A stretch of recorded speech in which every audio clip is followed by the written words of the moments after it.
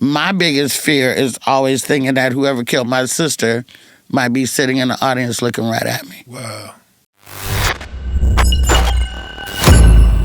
Willie D. Live. Wow. You had a sister that also was killed? Yes. Yeah. How did that happen? She got murdered. She got stabbed to death in her apartment.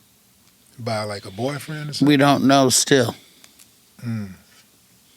I've been trying to open the cold case for years and years, and, this was before DNA. There's only so much, it's over like 30 years ago now.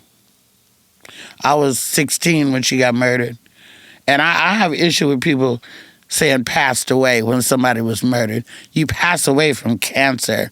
You pass away from AIDS. But somebody took her life. So she didn't pass away. She got murdered. Yeah. And so we don't know who did it. We have ideas. We don't really know who did it. My biggest fear is always thinking that whoever killed my sister might be sitting in the audience looking right at me. Wow. Yeah. That bothers me. Yeah. Do heckling bother you? I don't get heckled. Yeah. You got somewhere down the line. Never. Somebody. I've never been booed. You've never been heckled? No, I don't get heckled. Hold on, you've never been booed? No. Well, how be Did that? you see me last night?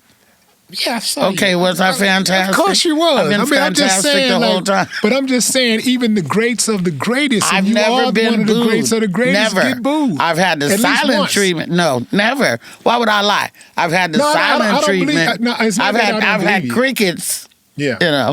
But I've never been like, boo, you suck, because I've just never had that, and I wouldn't lie about that. Right.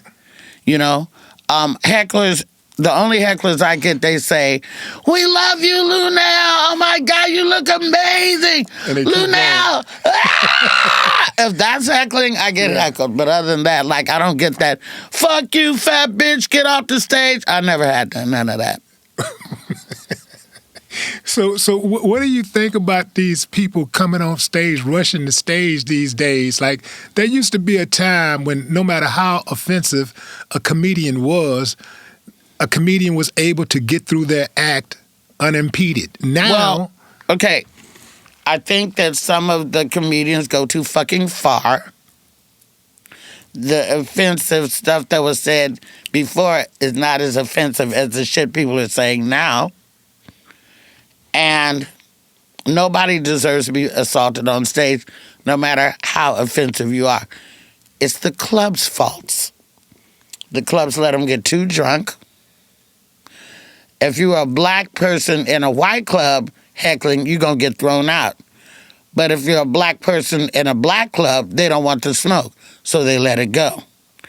Clubs do not secure comedians. We're the most unsecured entertainers in the world.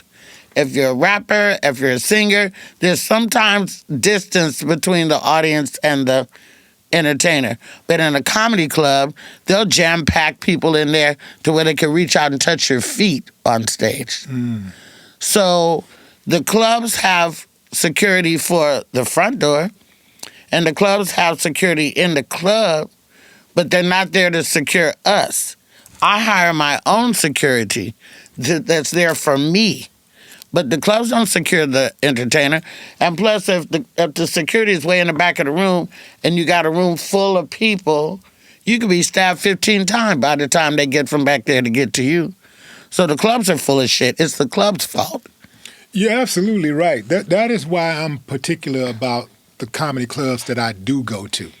The shows that I do attend, I'm very particular about them. I've only been able to make those choices recently.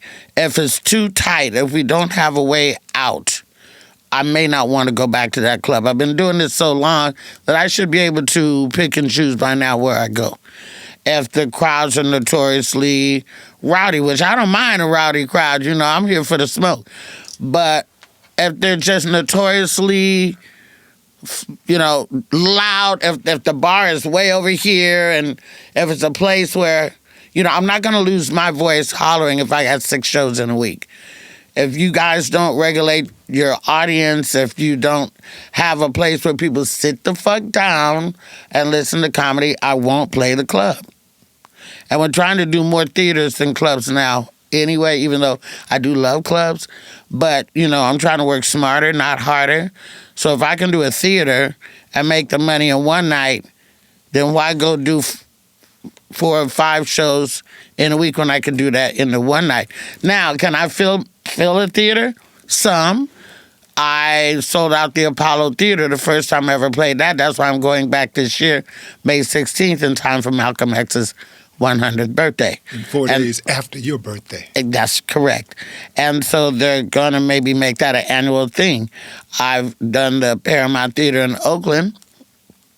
I've done some big theaters, and I've been on big stages with other people like, Cat and Chappelle and stuff like that. But I'm talking about me. So I don't really think that I'm there yet, because I want to be the first black female to do arenas. I want to sell out 5,000-seat arenas, 10,000, 15,000. I would like to do that before I get up out of here. I don't know if that's going to happen, and I don't know a bitch who's doing it.